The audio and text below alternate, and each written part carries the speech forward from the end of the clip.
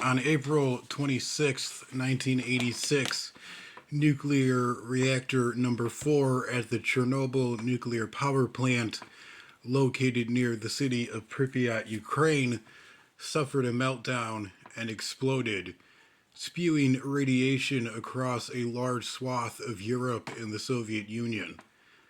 As the world watched on in utter shock and horror, the Soviets tried their best to manage and control the disaster and clean up the mess.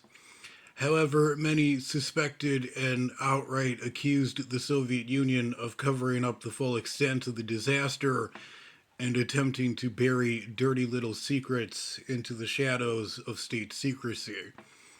However, with the veil of secrecy now fully lifted, these dirty little secrets are now on full display for the whole world to know. Operation Cyclone.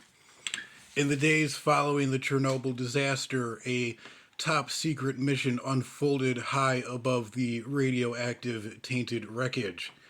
Soviet aircraft, the Tu 16 bombers, normally used for long range military strikes, took to the skies with a unique and equally urgent mission.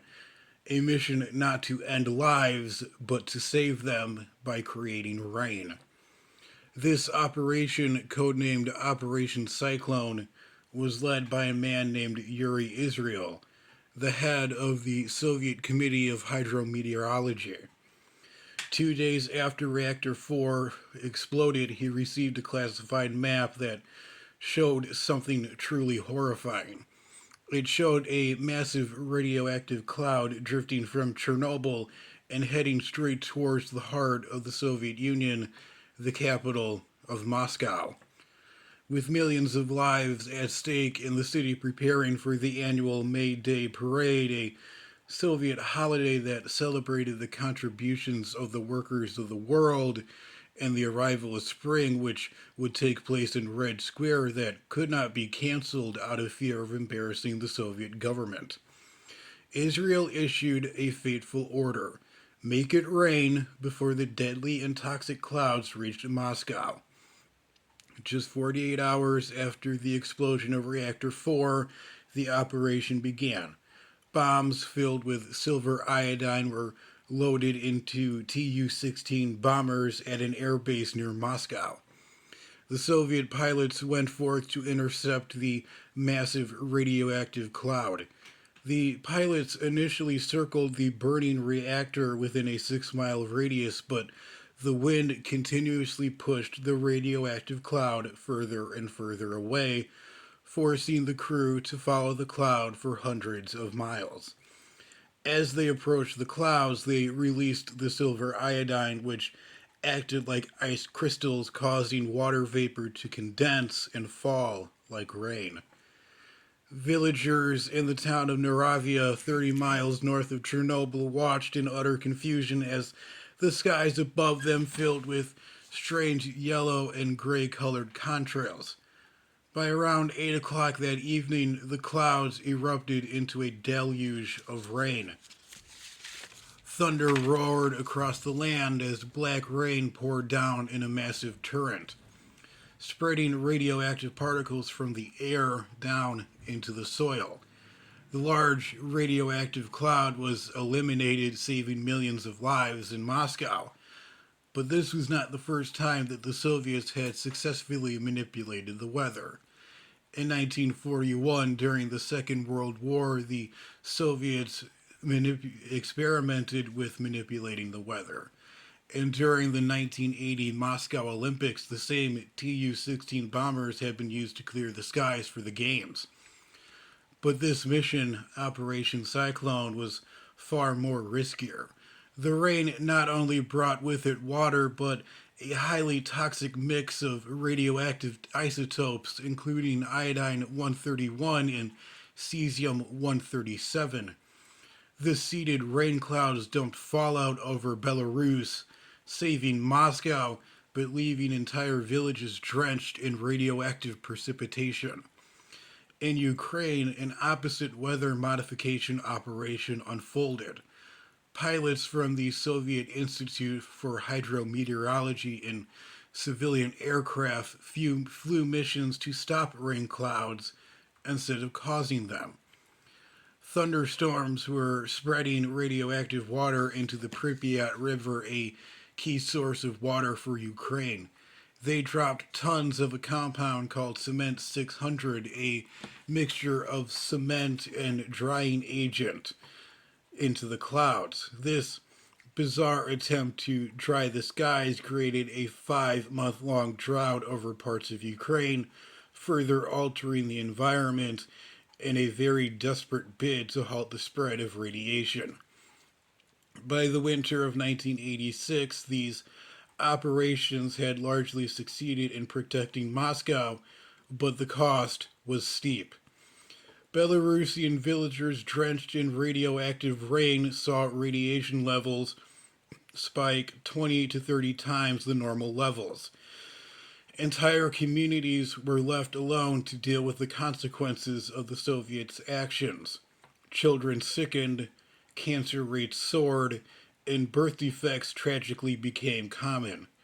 For years, Soviet officials denied that these cloud seeding experiments ever took place, but the truth left a haunting legacy in the villages of Belarus, where the rain that saved millions in Moscow came at a terrible price.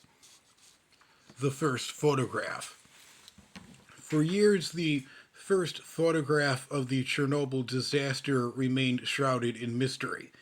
A man named Igor Konstin made an image of the exploded reactor number 4, the one that you are seeing in the background of this documentary. It is often cited as the first photograph of the Chernobyl disaster. But Konstin was not the only one with a camera on that fateful and tragic day, and this now infamous photograph may not have been the first. In the pre-dawn hours of April 26, 1986, Konstin, a photographer for the Novosti press agency, received an urgent phone call informing him that reactor number 4 at the Chernobyl nuclear power plant had exploded at 1:23 a.m. By late morning or late in the afternoon, he was aboard a helicopter flying over the smoldering remains of Reactor 4, although the exact time of this remains disputed. As he leaned out of the helicopter with his camera, Konstin later recalled about how a large puff of hot air filled the cabin of the helicopter as he snapped one of the most infamous images of the disaster. But Konstin's mission did not go as planned. After capturing 20 shots, his camera jammed, and when he developed the film, nearly all of his photographs were ruined due to exposure to intense radiation. But remarkably, one haunting image remained intact. It was taken only 14 hours after the explosion. Another photographer, a man by the name of Anatoly Ruskov, also documented the disaster and quite possibly may have captured some of the earliest images of the Chernobyl disaster. As a staff photographer at the plant, Ruskov was called to the scene at 9 a.m. on April 26, 1986. Ordered to photograph out of a helicopter, he too leaned out of it, fighting against the smoke and ash-filled air as the soldier held his legs to keep him from falling out of the helicopter. Ruskov later recalled that there was so much ash flying around and that made it extremely difficult to photograph through the helicopter's glass window. The helicopter hovered only 650 feet from the reactor, but was close enough for the radiation to burn Ruskov's skin. His first roll of film was completely black, burned out by radiation, but his second roll of film from another camera was able to produce images. Even if they were grainy and cloudy, they were clear enough to show the utter devastation. Back on the ground, Ruskov continued to document the scene. He ventured dangerously close to the reactor in a fire truck. His photographs captured the graphite blocks that were rejected out of the reactor core and the destruction surrounding Reactor 4. However, unlike Konstantin's images, Roskov's images disappeared into Soviet secrecy. Upon handing his photos over to plant director Viktor Brokov, Soviet security forces immediately confiscated them. Roscov was forbidden to speak about what he had seen. His images remained classified for years. However, despite the secrecy surrounding Roscov's images, they helped Soviet authorities grasp the scale of the disaster. But it was not until years later that some of his photos quietly resurfaced without credit being given to him. So, which photograph was the first? Well, Konstant's photograph is one of the most often associated with the disaster and are claimed to be the first. Reskov's photos were taken hours earlier. But in the end, both men risked their lives and paid a high price with their health so that the world could see the truth. The secret convoy. It was the dead of night, and the city of Kiev was asleep. Through the quiet and empty streets, a convoy of 30 trucks rumbled. Each truck was loaded with a secret and lethal cargo. In the lead truck was a man named Lieutenant Viktor Sheshnov. He clutched the wheel of the military truck, the Geiger counter, a device used to measure radiation, screeching its warning. But it was not just the radiation from Chernobyl's exploded reactor that was trailing them. Among the anti-aircraft missiles that were being moved by the convoy were 3 tactical nuclear warheads. Missiles capable of unimaginable destruction and devastation. 3 days after reactor number 4 exploded, the Soviet authorities scrambled to secure their military assets. Sheshnov's orders were crystal clear.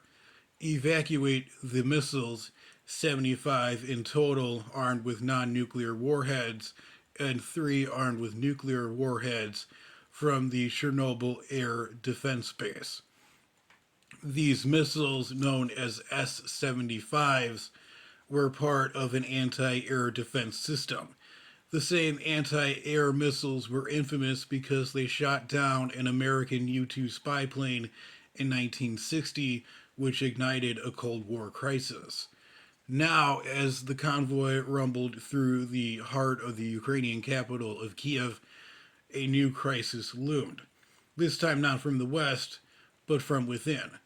The massive radioactive cloud that had blanketed the region was closing in on the convoy. The men in the convoy knew that their trucks, the missiles, and even the uniforms that they were wearing were saturated with radioactive dust. They had been working in the contaminated zone for hours without protective gear. Their only defense was the knowledge that orders were orders. In a slow but nerve-wracking crawl, the convoy traveled over 60 miles from Chernobyl to Kiev. They entered the city under the cover of darkness, passing over the Baton Bridge. The residents of Kiev slept soundly through the night, blissfully unaware of the nuclear-tipped weapons rolling through their streets. After crawling for 14 hours at speeds barely reaching 20 miles per hour, the convoy finally arrived at Boryspil Air Base. There, the missiles and their nuclear warheads were immediately dismantled by a special team. Sadly for Sheshnov and his men, there was no celebration. The officers received only 2 bottles of red wine each, and the drivers of the convoy got nothing. The men relentlessly scrubbed their trucks, scrubbing them so hard that their hands bled and blistered, desperately trying to remove the radioactive dust. Still, the Geiger counters detected radiation. Their mission was not over yet. Chesnov and his men were sent back to Chernobyl 3 more times to retrieve contaminated military equipment. Each journey was filled with the same silent terror. But the S 75 missiles, with its potential to destroy entire squadrons of enemy aircraft, was considered too valuable to leave behind, radiation or not. The missiles were an important part of the Soviets' air defense system, part of a much larger defense system that scanned Soviet skies for Western threats.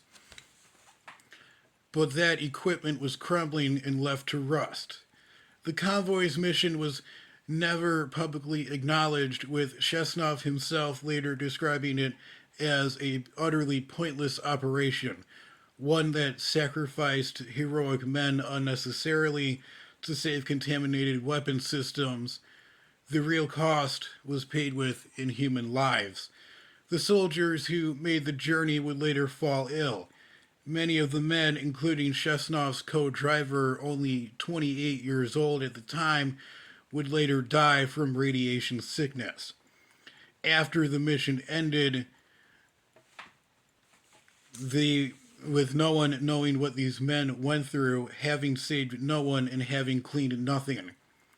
For 3 years, the contaminated trucks sat at the Boryspil Air Base until they were disposed of in a cemetery for dirty vehicles. But the damage was done.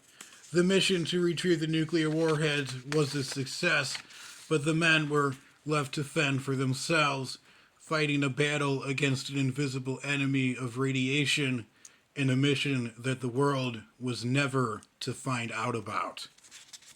The meat train.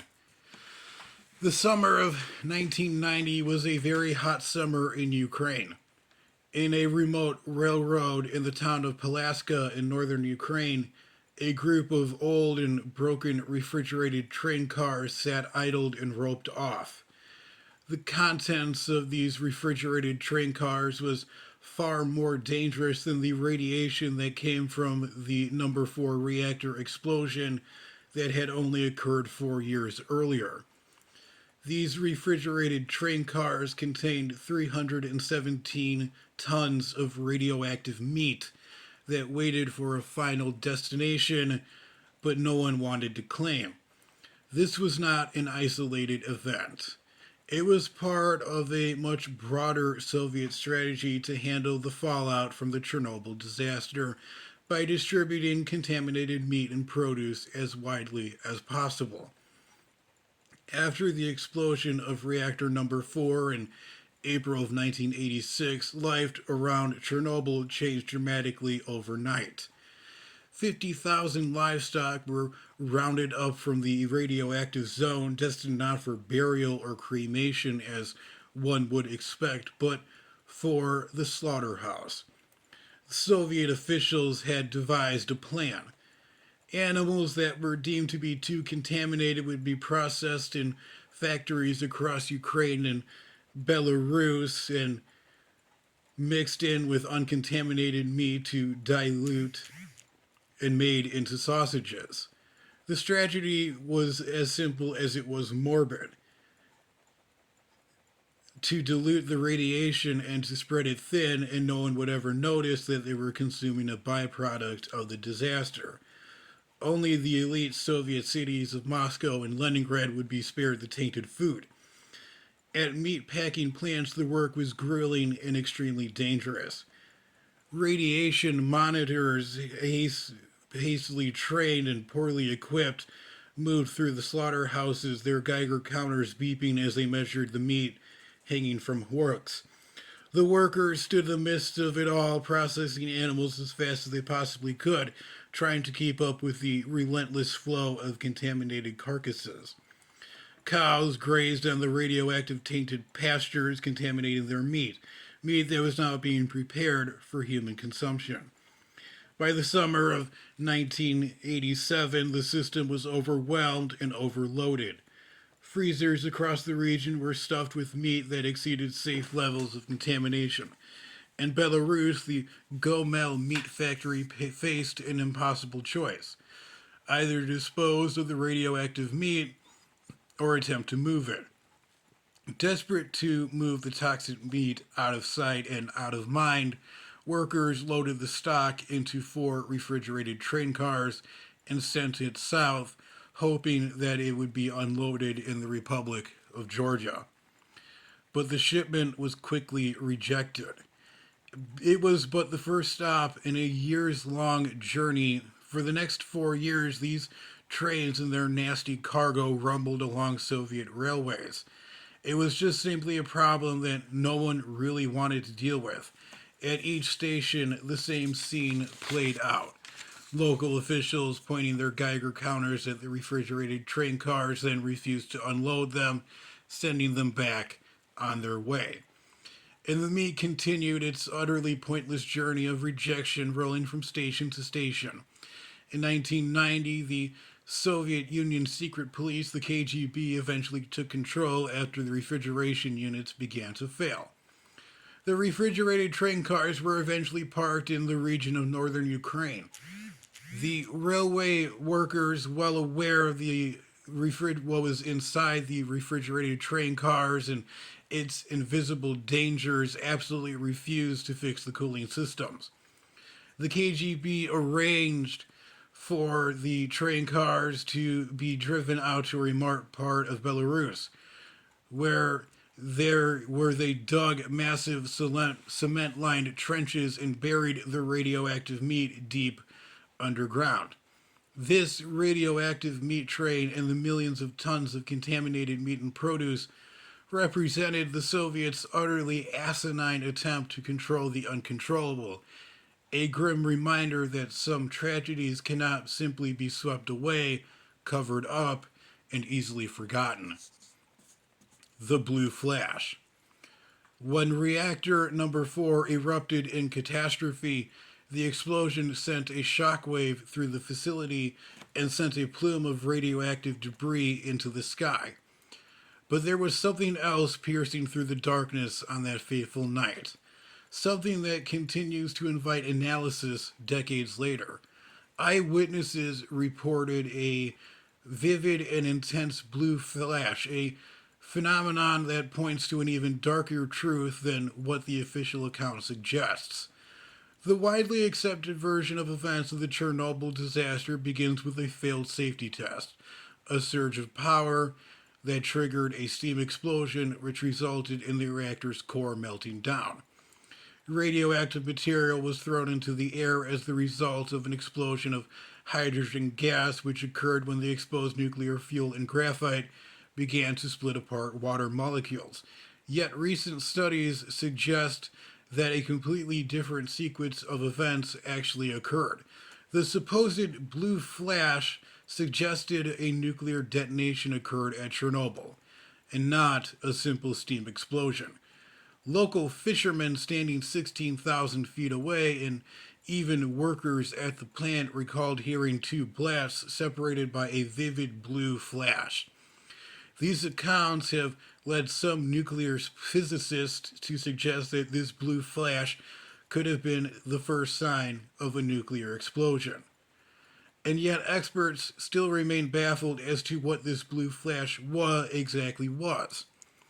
Despite the horrors of the Chernobyl disaster occurring over 3 decades ago, the mysteries surrounding this event, much like the radiation and fallout, will continue to linger for decades to come.